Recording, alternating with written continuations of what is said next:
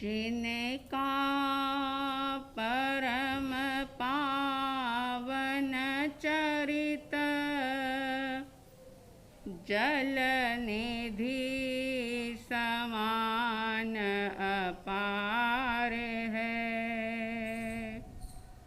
जिनके गुणों के कथन में गणधर न पावे पार है। बस वीतराग विज्ञान ही जिनके कथन का सार है। उन सर्वदर्शी सन्मति को वंदना शत बार है। उन सर्वदर्शी सन्मति को वंदना शत बार है।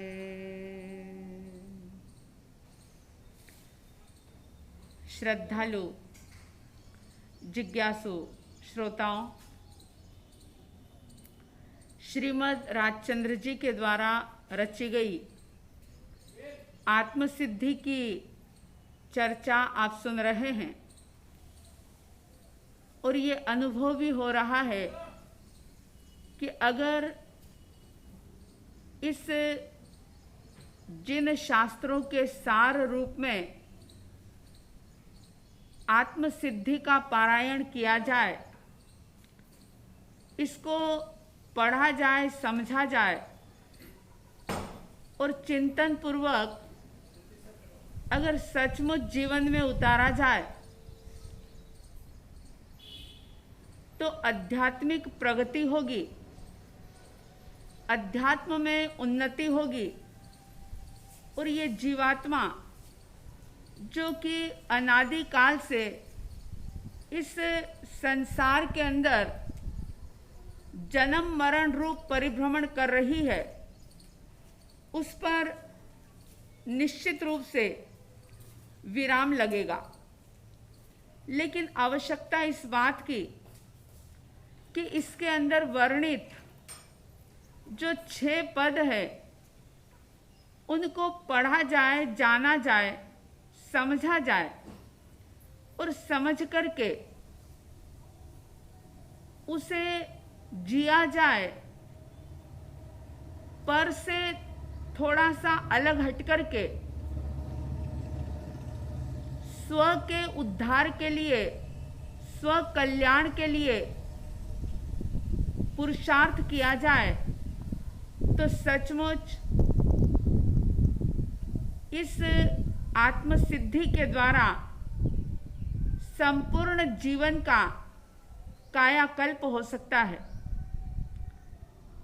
सुन रहे थे आप कि इसमें 6 पद की बात कही गई और उन 6 पदों को लेकर के जिज्ञासु के मन में जो जो जिज्ञासाएं, जो जो सवाल, जो जो शंका पैदा हुई, श्रीमद् जी ने बड़े ही सुंदर तरीके से वीतराग वाणी को ध्यान में रखते हुए एक एक शंका का समाधान दिया और उस शंका का समाधान को पाकर के, जिज्ञासा का समाधान पाकर के मुमुक्षु आत्माएं, भव्य आत्माएं अपनी मिथ्या मान्यताओं पर, अपनी गलत धारणा पर, अपने अज्ञान पर प्रहार करते हुए इस सुखद मार्ग पर, शाश्वत सुख देने वाले मार्ग पर बढ़ने का पुरुषार्थ करती है। और ऐसा पुरुषार्थ जो शायद जन्मों जन्म में नहीं किया गया, जन्मों जन्म के बाद बहुत पुण्य का अर्जन करने के बाद ये सारी स्थितियाँ, परिस्थितियाँ जो हमें सहज रूप में उपलब्ध हुई, उसका सम्यक रूप से लाभ लेते हुए कई जीव सम्यक दिशा की ओर आगे बढ़कर के अपनी आत्मा का कल्याण और उद्धार कर रहे हैं। इन 6 पदों के अंतर्गत आत्मा के अस्तित्व की बात, आत्मा के नित्यत्व की बात, यानी आत्मा है, आत्मा नित्य है, आत्मा ही कर्म का कर्ता है और आत्मा ही कर्म का भोगता है। फिर 5वां पद आता है कि मोक्ष है, यानी कर्म से मुक्ति भी है। तो उस मोक्ष पद को लेकर के जो जिज्ञासा पैदा हुई थी, अब 89वीं गाथा में श्रीमद जी उस शंका का समाधान कर रहे हैं, क्योंकि जिज्ञासु ने ये शंका रखी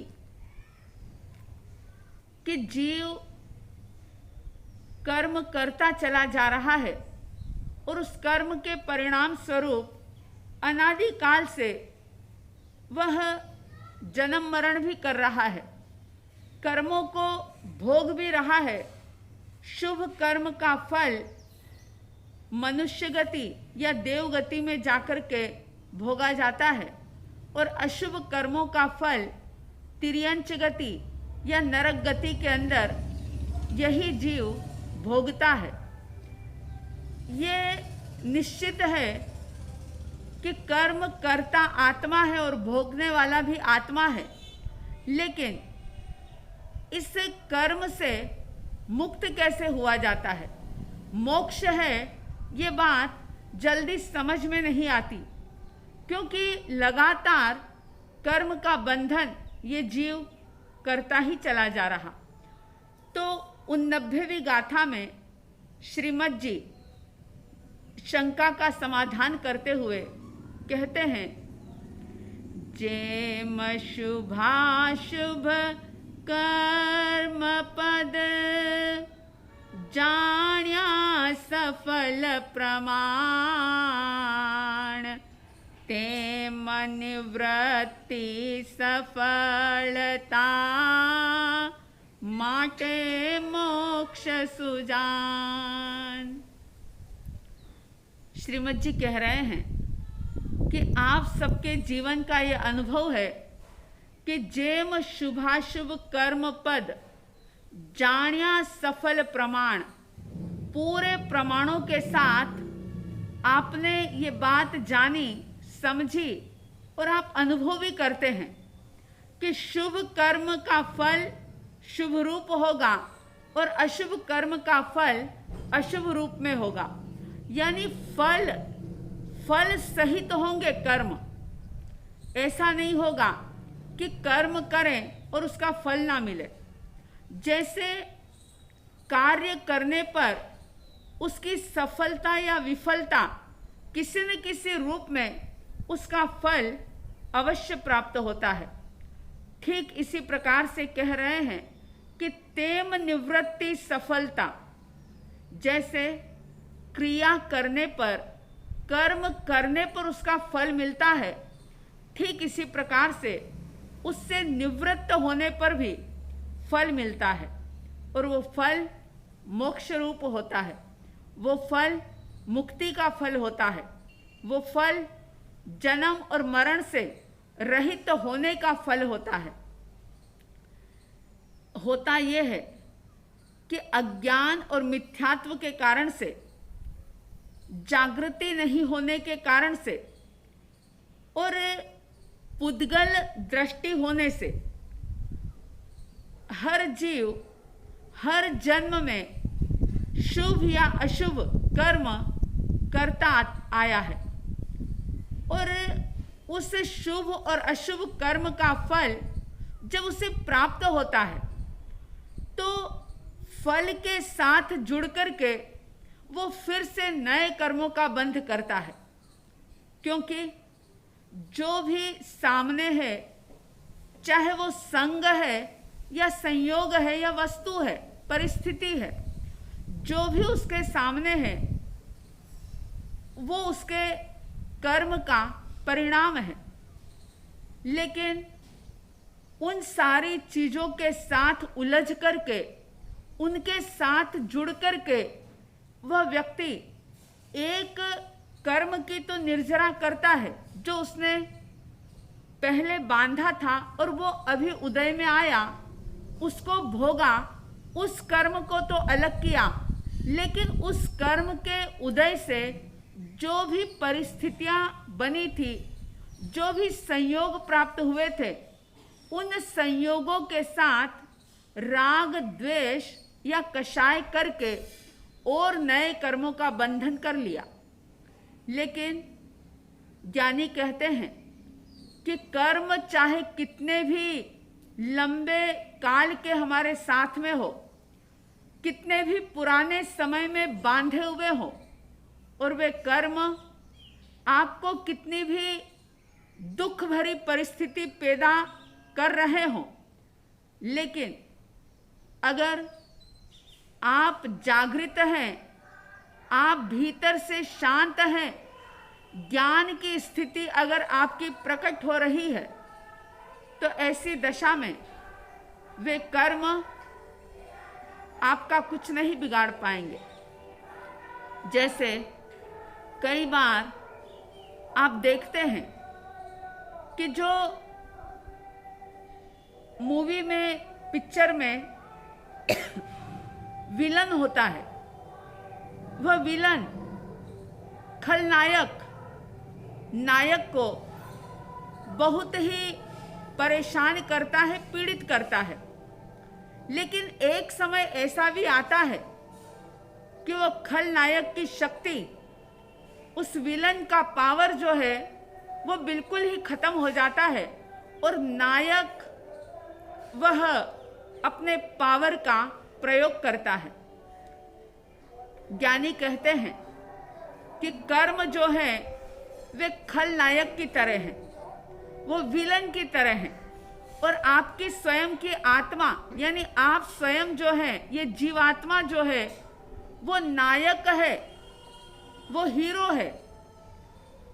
दिखता ऐसा है कि विलन के द्वारा हीरो हार रहा है, हीरो की पराजय हो रही है, ऐसा दिखाई देता है। लेकिन एक समय ऐसा जरूर आता है कि उस नायक का पावर प्रकट होता है और विलन की, उस खलनायक की जो शक्ति है वो नष्ट हो जाती है। ठीक इसी प्रकार से जब आत्मा जागृत होती है तो ये खलनायक के रूप में कर्म उसका कुछ बिगाड़ नहीं सकते। बस जागृति की जरूरत है, अवेयर रहने की जरूरत है, ज्ञान की आवश्यकता है। अगर ज्ञान नहीं है तो व्यक्ति हर छोटी छोटी बातों के अंदर उलझ करके अपनी शक्ति का दुरुपयोग करेगा और कर्म का बंधन, आश्रव लगातार लगातार होता ही रहेगा। तो श्रीमद जी यहां कह रहे हैं, जेम शुभाशुभ कर्म पद, जैसे, जेम यानी जैसे, शुभाशुभ यानी शुभ और अशुभ कर्म, जाण्या सफल प्रमाण, जाण्या यानी जाने हो, आपने देखा है, जानते हो आप कि शुभ और अशुभ कर्म सफल यानी फल सहित होते हैं, फल देने वाले होते हैं। ठीक इसी प्रकार से इन कर्मों से निवृत्ति भी फल देने वाली होती है। शुभ का बंध किया तो शुभ फल है, अशुभ का बंध किया तो दुख रूप में उसका फल मिलता है। लेकिन शुभ और अशुभ इन दोनों परिस्थितियों से थोड़ा सा परे हट जाएं तो वह निवृत्त हो जाए उससे, तो वो जो स्थिति होती है वह मोक्ष देने वाली, यानी मुक्ति का आनंद, मुक्ति का अनुभव कराने वाली होती है। कहा माटे मोक्ष सुजान, हे सुजान यानी समझदार इंसान, हे ज्ञानी आत्मन, इस बात को समझो कि तेम निवृत्ति सफलता, अगर उन कर्मों से निवृत्त हुआ जाए तो इसलिए मोक्ष है, निवृत्त होना ही मोक्ष है। कर्मों से निवृत्त हो जाना, बंध से भी निवृत्त होना और उसको भोगने से भी निवृत्त होना। बंध से व्यक्ति तभी निवृत्त हो सकता है कि जब भोगने का समय चल रहा हो, यानी किसी भी कर्म का उदय काल चल रहा हो, तो उस समय में कर्म को दोष ना दे। ध्यान रहे कि ये कर्म सिद्धांत धर्म का एक अंग है, लेकिन अधूरी जानकारी के कारण से या अज्ञान के कारण से लोगों ने इस कर्म सिद्धांत को अधर्म का अंग मान लिया और इसीलिए लोग कहते हैं खुद का पुरुषार्थ नहीं करते, बल्कि कहते हैं मेरे तो कर्म ही खराब है, मेरे तो नसीब ही ऐसे हैं, मैंने तो पता नहीं क्या किया जो मेरे साथ ऐसा ही होता है। इस प्रकार कह कर के हम अपने आप की शक्ति को, अपने ज्ञान के पावर को कमजोर कर रहे होते हैं। और इतना ही नहीं, वीतराग वाणी पर जो श्रद्धा होनी चाहिए वो भी नहीं कर पाते, यानी सम्यक्त्व से भी हम पीछे हट जाते हैं। तो ध्यान रहे कि कर्म इतने शक्तिशाली नहीं है जितनी शक्तिशाली आत्मा है।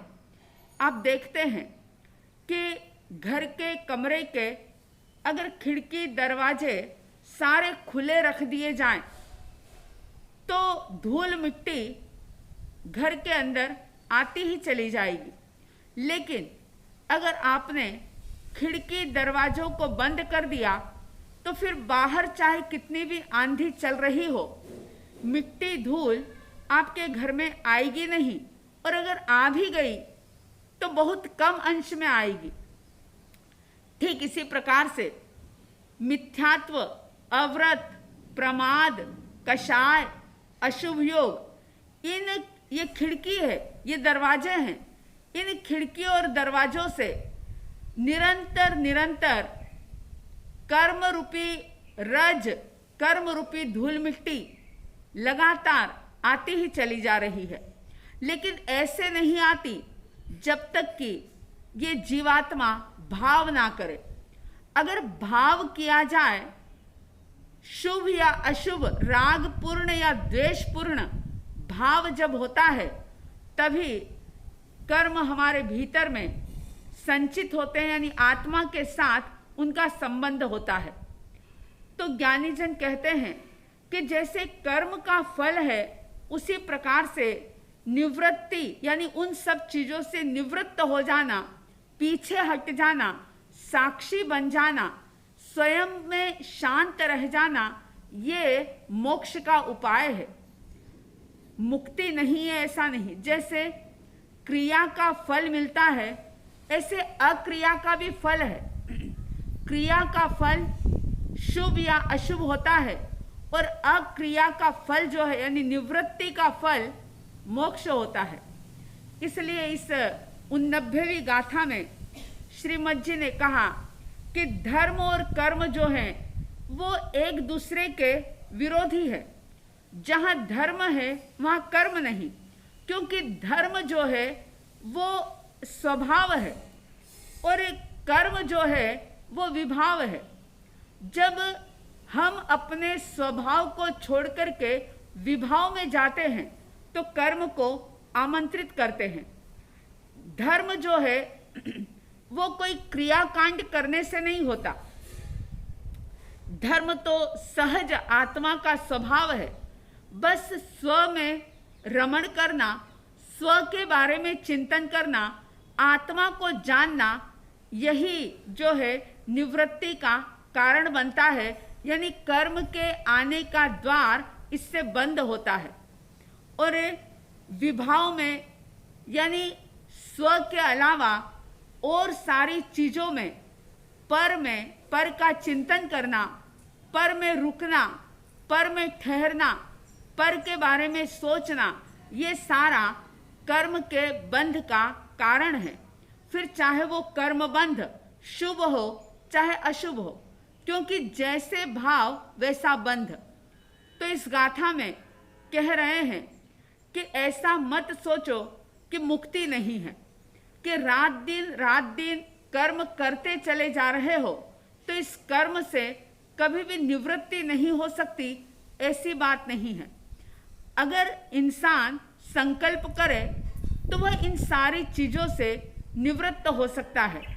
तो ये बात कही गई कि शुभ अशुभ कर्म का फल शुभ और अशुभ रूप में मिलता है, यानी सुख और दुख के रूप में मिलता है, पीड़ा या साता के रूप में मिलता है। जैसे कर्म फल देने वाले होते हैं, ठीक इसी प्रकार से उन कर्मों से निवृत्त होना यानी पीछे हटना, ये मोक्ष का उपाय है। यानी निवृत्ति जो है वो मोक्ष का फल देने वाली होती है। इस प्रकार मोक्ष को सिद्ध करते हुए श्रीमद जी संदेश दे रहे हैं कि कर्म से रहित बनने का, कर्म बंधन से बचने का अभ्यास करो, पुरुषार्थ करो।